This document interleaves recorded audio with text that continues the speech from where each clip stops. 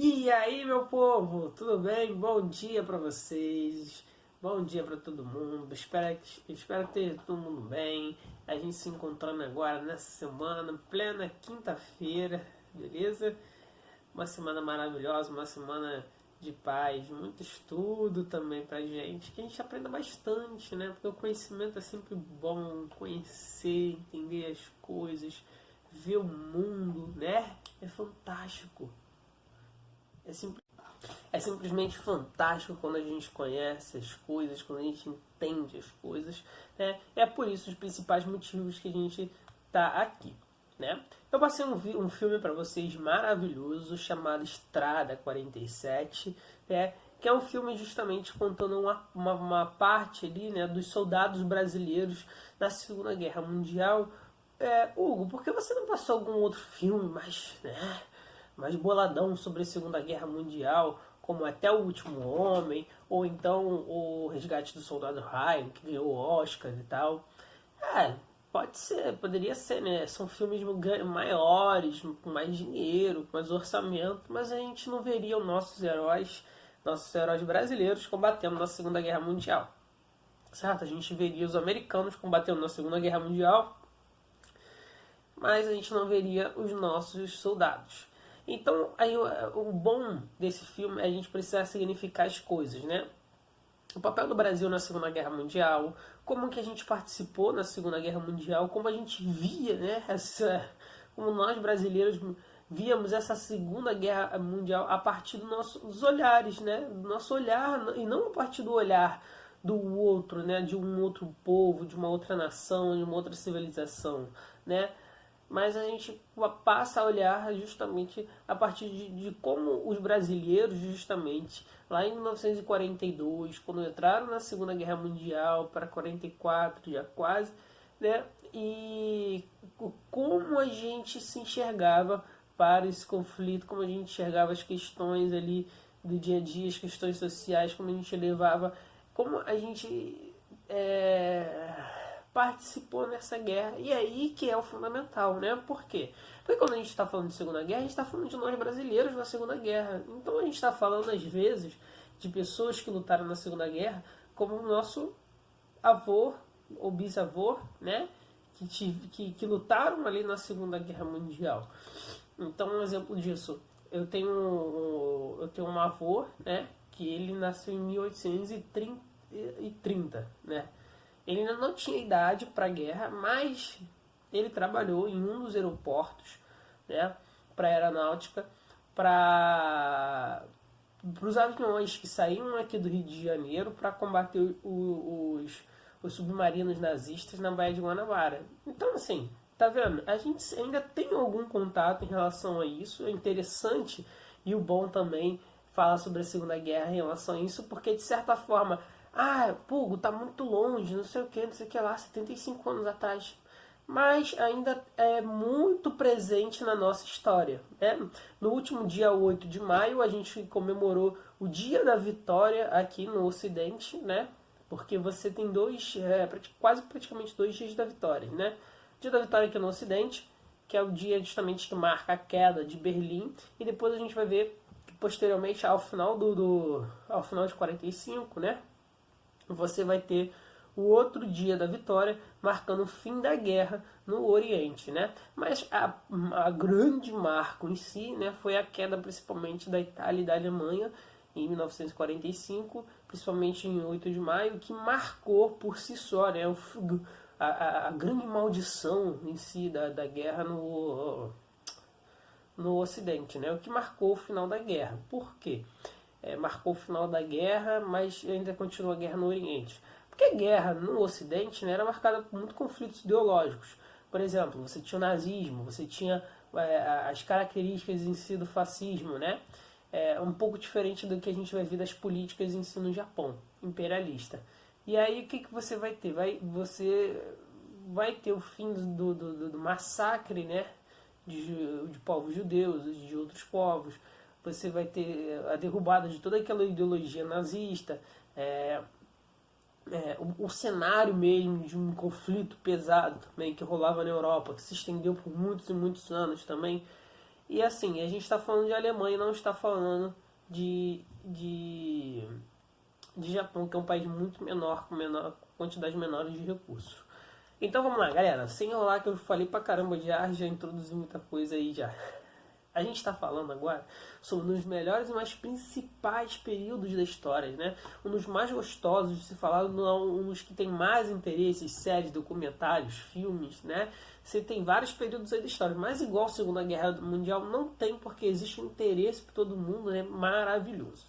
Então, olha só, eu vou dividir provavelmente esse vídeo em 3 partes, porque a gente está falando de um assunto enorme, né? Então, para a gente conseguir entender bem, então a gente continua assim, 3 partes para a gente falar sobre isso. Então, vamos lá. Vocês vão observar que eu postei também para vocês aqui um conteúdo, né, que é o slide. Quero que vocês vão lá direitinho e tal, abram esse slide para acompanhar a aula, beleza? Abriram? Isso, ainda bem. Espero que vocês tenham conseguido abrir, que é em PDF, rapidinho.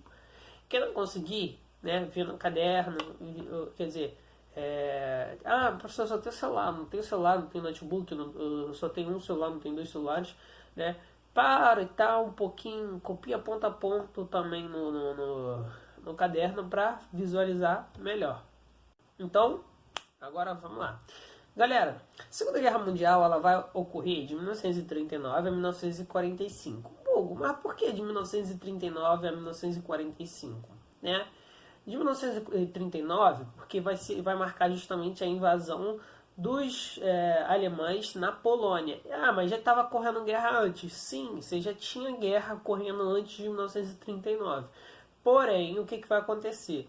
Quando a Alemanha invade a Polônia, né, os outros países que tinham acordos políticos com a Polônia acabam também entrando na guerra, beleza? Exemplo disso, a França, exemplo disso, a Inglaterra, beleza? E aí que você começa a caracterizar em tudo os aspectos da Segunda Guerra Mundial, né? Que são os países, justamente os grandes países e potências entrando no conflito, beleza? E aí é o que vai dar o início. Então vamos lá. 1939, 1945, segundo slide, a gente vai falar sobre os principais fatores que vão causar em si a Segunda Guerra Mundial, né? O primeiro deles é justamente a Primeira Guerra Mundial. Mas por que Primeira Guerra Mundial? Olha, a gente tem que ver que ocorreu a Primeira Guerra Mundial, só que alguns conflitos, né, algumas questões ainda não tinham sido resolvidas. Né? Por quê? Você ainda tinha questões de fronteiras, você tinha questões ainda de acordos políticos. A forma de como acabou a Primeira Guerra Mundial, né, ainda deu muita margem, principalmente, para uma próxima guerra. Muita gente que viu ali justamente a Primeira Guerra Mundial viu, eu acho que não terminou muito bem. Né? Não terminou muito bem por quê? Porque os países que participaram da Primeira Guerra Mundial não tinham, ainda tinham muitas questões para ser resolvidas. Por exemplo, a Alemanha, que estava se consolidando suas fronteiras, seus territórios, ainda precisava crescer, né? Tinha necessidade de crescer, como a gente viu na Primeira Guerra Mundial. Você tinha a Itália, que queria também se expandir. Você tinha também a Áustria. Então, olha só, são países que tinham necessidade de crescer, de se fortalecer ali na Europa, que tinham ainda margem para crescimento, e aí você termina a Primeira Guerra Mundial sem resolver essas questões importantes, né? E aí vem o seguinte, o término dessa Primeira Guerra Mundial, nessas questões da Primeira Guerra Mundial, veio o Tratado de Versalhes, né? Uma forma para poder pôr o fim justamente nesses fatores da Primeira Guerra Mundial que ficou resolvido. Só que, qual é o problema em si desse Tratado de Versalhes, né? É que ele é um tratado muito injusto, muito forte, né? É uma grande questão. Tem até um ditado popular que é assim, você não deve chutar cachorro morto, né? E o que o Tratado de Versalhes fez foi isso. Mas, Hugo, calma aí. Por que a gente não deve chutar cachorro morto? Quando você fala isso, olha só, o cachorro já está morto, né? Ou então a pessoa já foi nocauteada. Você está numa batalha de boxe, né? Lutando, e aí você acerta um soco no osso ou outro adversário, né? Seu adversário vai lá e caiu. Pronto. Você já venceu. Mas você não precisa ficar debochando, você não precisa bater nele de novo, né?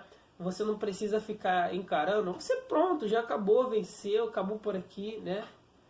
O Tratado de Versalhes foi esse cara mal criado, né? Que ganha a luta de boxe, fica debochando do outro cara, ainda vai querer ir lá para poder bater nele de novo. Esse foi o problema do Tratado de Versalhes, né? É justamente querer chutar o cachorro morto. A Alemanha já estava morta quando ela se rendeu, né? Só que os outros países ainda não estavam contentes com isso. Falaram, pô, não, esses caras aí são um vacilão, pá, fez tudo errado. Só causou mais problemas, a gente gastou um dinheirão aqui em guerra. Só que todo mundo queria guerra, né? E aí o que eles fizeram? Chutaram o cachorro morto, a Alemanha e a Itália. Colocaram esses dois países para poder pagar fortes indenizações para os outros países. Qual o grande problema disso, galera? O maior problema disso é que isso vai levar justamente, né, a Alemanha a querer de novo uma guerra. Por quê? A economia alemã ficou uma porcaria, né? Porque eles tinham que pagar essas indenizações. E para vocês terem ideia, né? Por mais que já tenha ocorrido a Segunda Guerra Mundial, por mais que já tenha ocorrido um monte de coisa, a Alemanha só foi terminar de pagar essas indenizações da Primeira Guerra Mundial agora, em 2015, para vocês terem ideia de como isso foi pesado.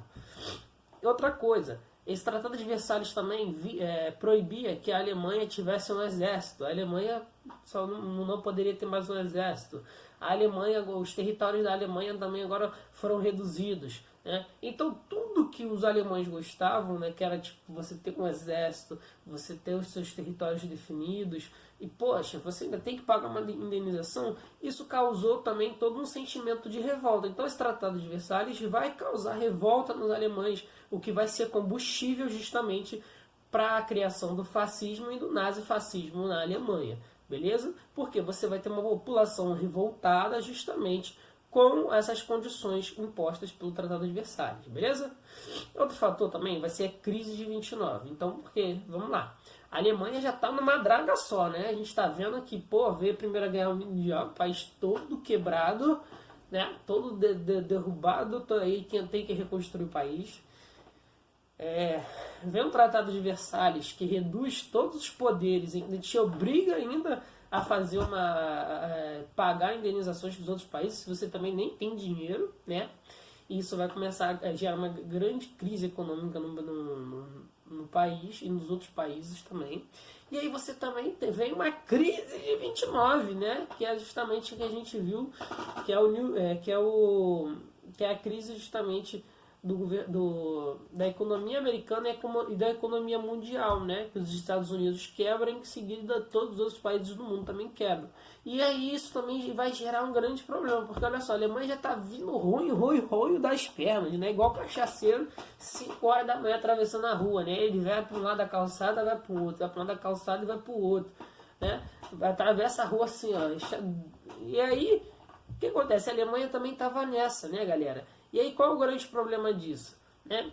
É que isso fomenta ainda mais, né? Isso joga mais combustível lá na lenha. Ó, joga gasolina agora, vai lá e foma tudo isso, né?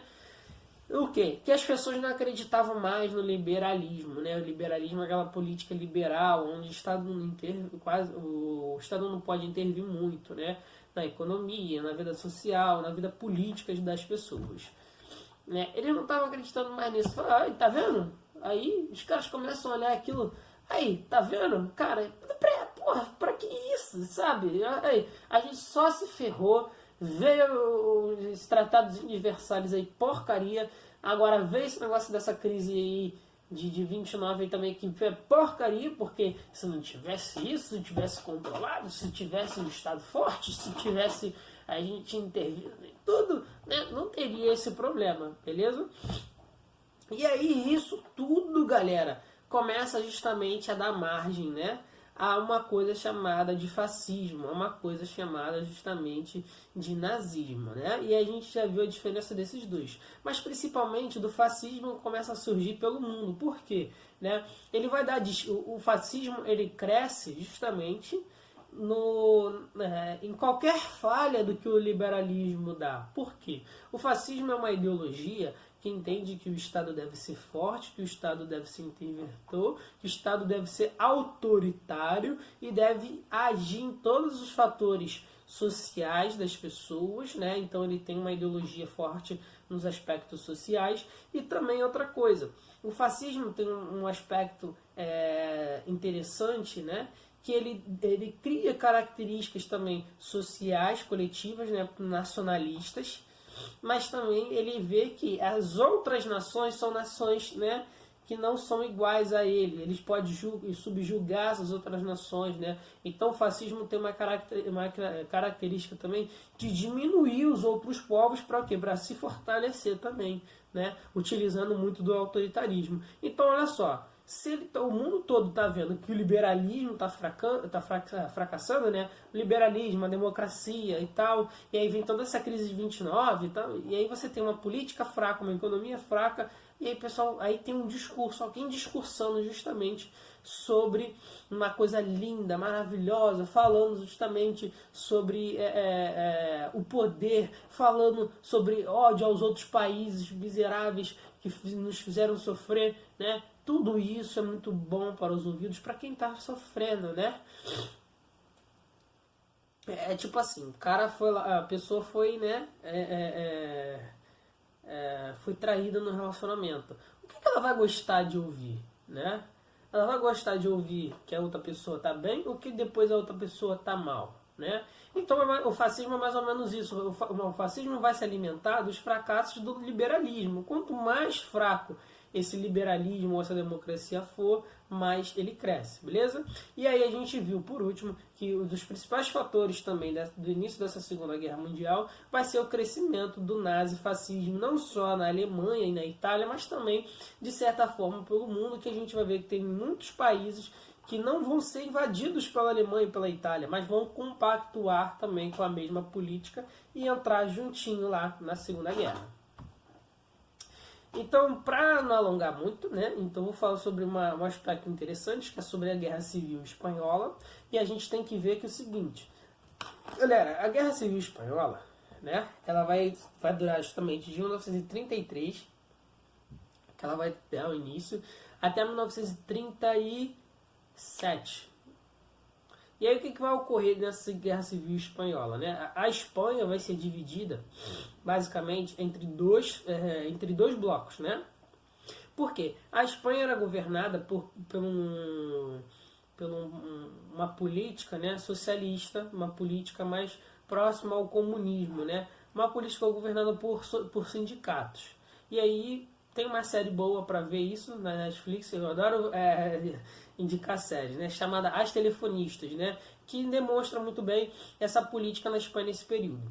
E também demonstra um pouco da Guerra Civil Espanhola. Mas por que Guerra Civil Espanhola a gente está falando? Porque é uma guerra que vai ocorrer antes da Segunda Guerra Mundial, mas ela vai servir de palco, né, de treinamento ali, principalmente para os alemães e também, de certa forma, para os outros povos ali paralelos à Segunda Guerra Mundial, né, de palco, né, de experimentação justamente para a Segunda Guerra Mundial. E aí como é que isso vai acabar ocorrendo, né? Você vai ter divisão principalmente entre grupos socialistas, né, com características comunistas, e do outro lado você vai ter uma ideologia fascista justamente liderada por Franco. E aí como é que isso vai ocorrer, né? Uma parte da Guerra Civil Espanhola, essa ala comunista, né, vai ser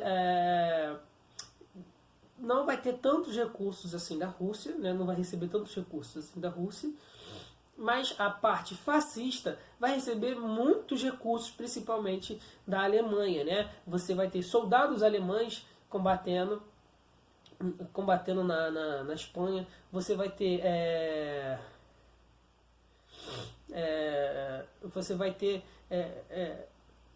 implantação de tanques, a implantação de aviões, justamente alemães, você vai ter soldados alemães também combatendo nesse período, e aí por isso que a Guerra Civil Espanhola é interessante, porque vai ser como se o exército alemão se preparasse para a Segunda Guerra Mundial na Guerra Civil Espanhola, né? E aí eles aproveitaram justamente essa Guerra Civil Espanhola para reestruturar o exército alemão, né? Criando o máximo possível de oficiais, porque o exército alemão não poderia ter mais um exército, mas poderia ter alguns oficiais. Era muito limitada a quantidade, né, de pessoas que poderiam estar no exército alemão, e aí eles criavam só alguns oficiais. Para quê? Porque é muito mais rápido você preparar soldados do que oficiais, né? E aí eles aproveitaram muito essa lógica, né? E aí essa guerra civil espanhola é o exemplo do crescimento justamente do fascismo. Porque quem vai ganhar essa guerra civil espanhola vai ser o Franco, né? Francisco Franco, o ditador Francisco Franco, que vai justamente encabeçar essa guerra civil, né? Ele vai acabar ganhando muito por causa do apoio dos alemães, beleza? E um exemplo dessa guerra civil espanhola é o Belle Ciao, né? A música da Casa do Papel. Gente, terminar essa aula por aqui para não alongar muito. Espero que vocês tenham entendido direitinho. Qualquer coisa eu estou aqui para tirar dúvidas de vocês. Forte abraço e um beijão.